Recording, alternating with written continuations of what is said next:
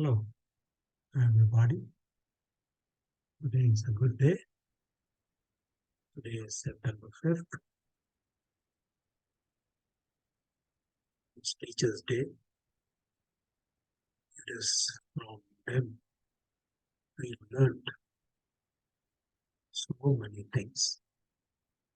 And it is righteous on our part to remember our gurus who have guided us in different parts of our life to attain, to understand, to retain, and also propagate, share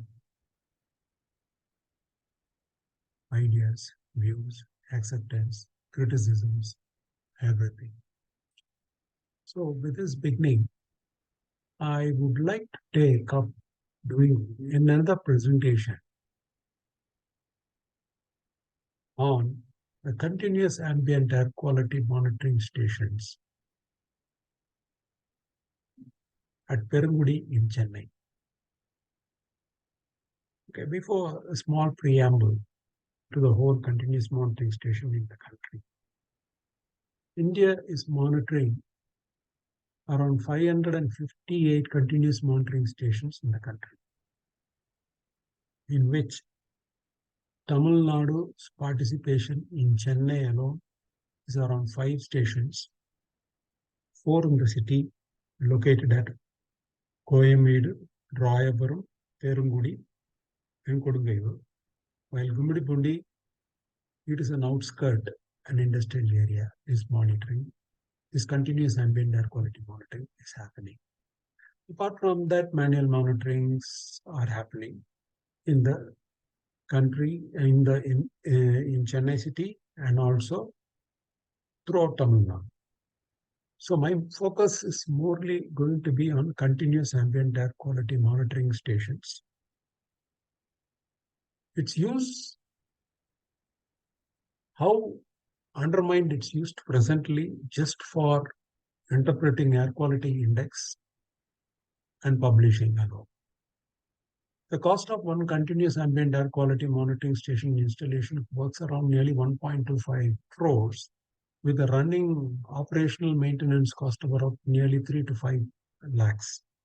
With such a huge investment and the data generated from continuous ambient air quality monitoring stations are very finer, while comparing to a manual monitoring station, which samples around 2 samples a week, 24-hour samples, 104 samples in a year.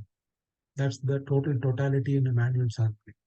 While here, it is 15 minutes per data and about 4 data per hour. Later, you can calculate. It goes around nearly some 43,000 data per month and 5 lakh data, around 5 lakh and more data per annum. Such a huge voluminous data for this national ambient air quality monitoring parameters, it's monitored in different parts of the country, but not looked into very seriously, not verified. And they don't have the regulators also, I find there is a deficiency in staff, and also to understand and work with these type of data analytics is also a missing part in the whole line of regulation. Why I talk about regulation? Because I was a regulator. My name is Dhanashekaran. I am a retired deputy director from Tamil Nadu Pollution Control Board. Presently, I am engaged as a director in my own concern called Birds Eco Entrepreneurs Private Limited. So I felt like this vast experience, what I earned, should not go for waste. It should be shared among younger minds. I want to tinkle them, to look at things differently, and understand more by using these data analytics system, more profound solutions, rather than a solution which will take a longer time to understand. Here you have finer data. So some insights and some suggestions will really tickle these younger minds, and also the regulators, thinkers, environmentalists, to really how to look at these things and really solve issues what's that's presently right now. Some of the highlighted or questioned issues are: one, unanswered questions are: from which direction the pollution came, which are all the pollutants of concern for me and it is affecting my health, when it is happening, and whether any mitigation management can be done to this pollutant. If so, how do I apply yourself and also see to that the environment and my health or my society health is looked upon better. So with this idea, I take up this continuous ambient air quality monitoring station at Perungudi, Chennai. Why Perungudi, Chennai? Perungudi, Chennai was located for the dump site. There are two dump sites in Chennai, one at the Kodungayur and another at Perungudi. So this continuous monitoring station at Perungudi monitors all day throughout the year.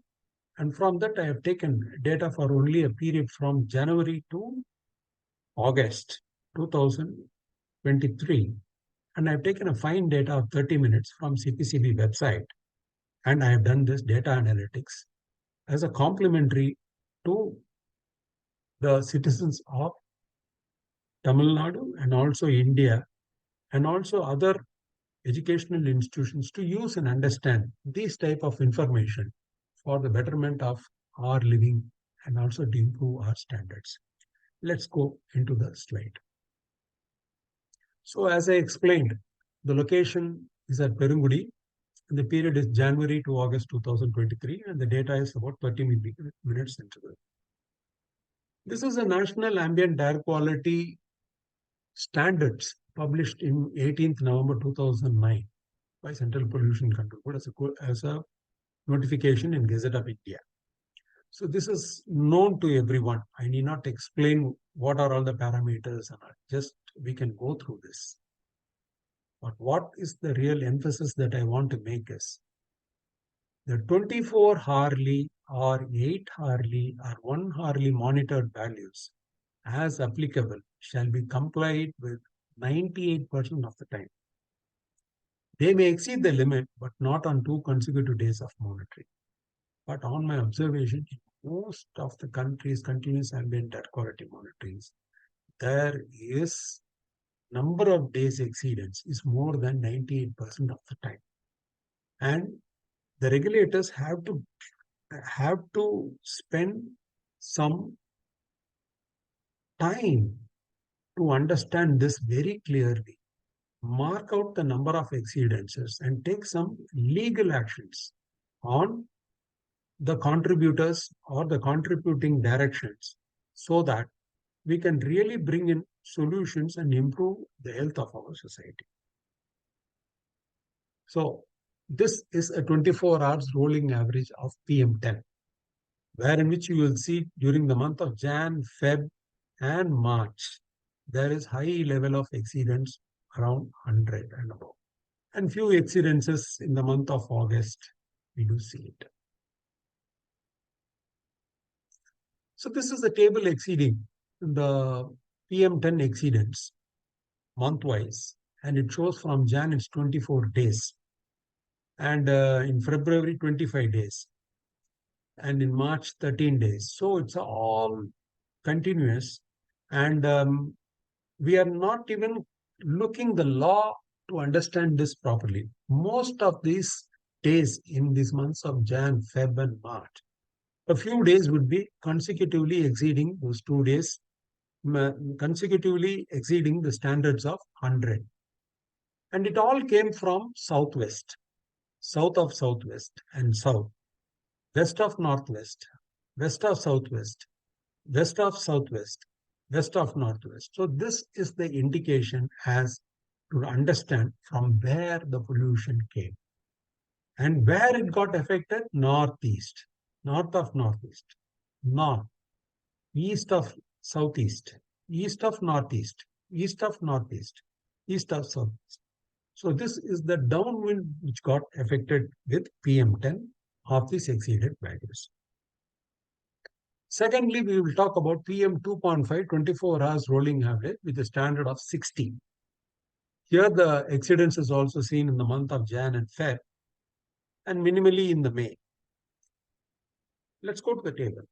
Here the table shows 7 days of exceedance in the month of Jan, 4 and 1 day in May. And the directions remains the same. It's all came from southwest, south, west of northwest, west of southwest, etc. And the affected direction are northeast, north of northeast, north, east of southeast, and east of northeast. The SO2 levels, the 24-hour rolling average for the period of Jan to August 2023 shows well within the standards of 80 microgram per meter cube. It ranged less than 10 microgram per meter cube. The NO2 also complied with the 24 hours rolling average of 80 microgram, and values were found to be well below 20 micrograms per meter cube. While the CO 1 hour rolling average of 4 milligram per meter cube exceeded in the month of Jan and March. I do have a table to show you later which are all the months it got exceeded the 1 hour rolling hour standards. And CO also exceeded the 8-hour rolling average standards of 2 milligram per meter cube. The red line very clearly indicates when are all the exceedance has happened and which day and which month. This is the ozone 1 hour rolling average. It never exceeded the standard of 180 microgram per meter cube. The ozone 8-hour rolling average also complied within the standards. Except for a peak, I don't see that as a very big exceedance. The NO levels shows very high value for this sampling period. So this is an indication that there is a combustion source and it emitted NO, and that has contributed to higher levels also, and it ranged between 100 and above during the month of Jan, Feb and March. So the windrows will show you the direction and speed from which the wind has carried these pollutants. As I said it's earlier, it is mostly from southwest, southwest, west, northwest, west, etc., which are more detailed in previous slides. The pollution rows of PM10 shows very clearly, it is self-explanatory by itself. In Jan, it came from southwest. In Feb, it came from east of northeast. In March, it came from southeast. And April, it came from east of southeast. So likewise, these are all very clearly indicating the direction of pollution origination attributing to this location of monitoring station. And it is having a significant effect. The 2.5, similar way, it is mostly southwest you can see as an attribute. South-southwest is the main attributable area for PM 2.5 to contribute to this location of the monitoring station. The percentile rows, which is 99 percentile, 75th percentile, and 50th percentile shown as red, blue, and green, clearly shows the maximum pollution came from which direction and averagely how much, and slightly higher which came from which direction. And this is PM 2.5 percentile rows where maximum pollution came from which direction can be understood. So why do we do all these analysis? To understand the first calling problem was from where the pollution came. So this type of analysis shows that it came from a particular direction and it has had attribution from wind speed and wind direction, and its concentration level, how it swayed around in different parts of the time is represented in those graphs. Here I'm going to study and show you a diurnal plot of PM10, NO and CO. The blue plot shows an PM10 with a double peak happening in the morning hours and in the evening hours, and a green line showing a slight comparison with this PM10. But CO level is showing some significance or some similarities. That means it more or less having uh, a correlation with PM10. Similarly, we did a plot for PM10, SO2, and CO and want to just verify whether combustional fuels, which is having sulfur, can be an attributing factor for PM10. We found no much relationship. And this is the diurnal plot for 24 hours daily for all the study period is shown under standardized manner. This is the correlation plot, which clearly shows that CO and NO has a higher relation with the PM10 and PM2.5 attributes rather than SO2. So this signifies very clearly the double peak, the timings shows that vehicular is a major attributor to the pollution levels of PM10 and PM2.5 at Perungudi station. This is a calendar map. Whatever I showed as time series data, I'm just distributing over the calendar days and showing you as one short view as what was the level exceeding. It can be clearly seen that Jan and Feb were higher concentration, while other were less than 100 or near 100. That can be seen in this plot. This is 2.5 again. Thank you. I would like to thank CPCB for its data and analysis and my colleague team who have done extensive job in getting this output for the benefit of the public. Thank you.